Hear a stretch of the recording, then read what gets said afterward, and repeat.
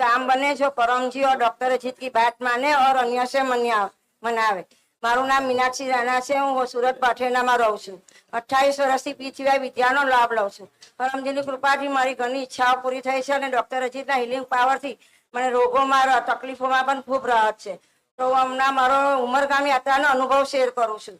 ઘણા લોકો કહે છે, ડોક્ટર અજીત પણ કહે છે કે ઉમરગામમાં પરમજીની યાદ જીવિત છે, પણ પરમજીની યાદ જીવિત નથી, પરમજી સંપૂર્ણ રીતે જીવિત છે। એ મારો અનુભવ છે।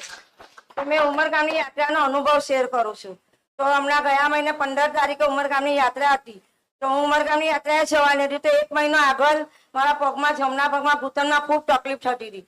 આમ તો ડોક્ટરે કીધેલું કે ઓપરેશન કરવાની જરૂર છે, ઘૂંટણ બદલાવવો પડશે। ડોક્ટર અજીતે પણ કીધેલું કે ઘૂંટણ ઘસાઈ ગયા છે, પણ પરમજીના પપરા પાણીથી રોજ પપરા પાણી પીવું, પપરા પાણીથી ડોક્ટર અજીતના હિલિંગ પાવરથી મને રાહત હતી। ને જે દવા પરમજીને અર્પણ કરીને પીશું તો દવામાં પણ મને લાભ થાય છે।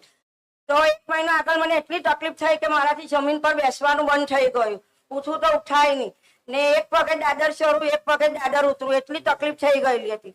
તો મેં જમવાનું પણ પછી ખુરશી પર બેસીને ચાલુ કર્યું જમવાનું પણ। આટલી બધી તકલીફ થયેલી છતાં પણ મેં ઉમરગામ જવાનું નક્કી કર્યું કે ઉમરગામ તો જઈશ, કારણ કે મેં 10 દિવસની યાત્રાએ ગયેલી, ચાલીને આવેલી અને ડોક્ટર અજીત હવે શુક્રવારે હિલિંગ પાવર આપે છે, મારાથી શુક્રવારે અવાતું નથી। તો હિલિંગ પાવર પણ મારો અટકી ગયો એટલે મને ખૂબ તકલીફ થતી હતી। તો 14 તારીખે મેં બધી મારી બેગ, પાણીની બોટલ બધું તૈયાર કર્યું। તો અચાનક રાત્રે 11 વાગે પરમજીએ મને યાદ અપાવ્યું, મારા મનમાં એક વિચાર જાગ્યો કે તું ઈચ્છા ચિઠ્ઠી લખીને જા। તો મેં રાત્રે 11, સાડા 11 વાગે ઈચ્છા ચિઠ્ઠી લખી મારા પગ માટે। તો પરમજીએ મને કઈ લાભ થવાનો છે તો મને આ યાદ અપાવી। તો મેં ઈચ્છા ચિઠ્ઠી લખી 15 તારીખે ઉમરગામ ગઈ।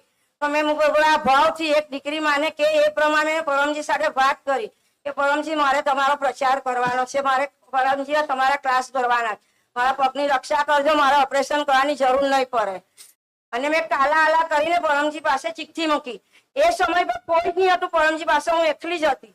મેં એટલી સરસ પરમજી સાથે વાત કરી ને ઈચ્છા ચિઠ્ઠી મૂકી। પછી ક્લાસ ભર્યો, ડોક્ટર અજીતે પપરો કરાવ્યો, મેં 100 રૂપિયાનો પપરો લીધો તો પરમજી આવતી ઉમરગામ યાત્રા સુધી મારા પગની તકલીફ દૂર થઈ જાય તો હું 100 રૂપિયા આપીશ ને પાછી ઉમરગામની યાત્રાએ આવીશ।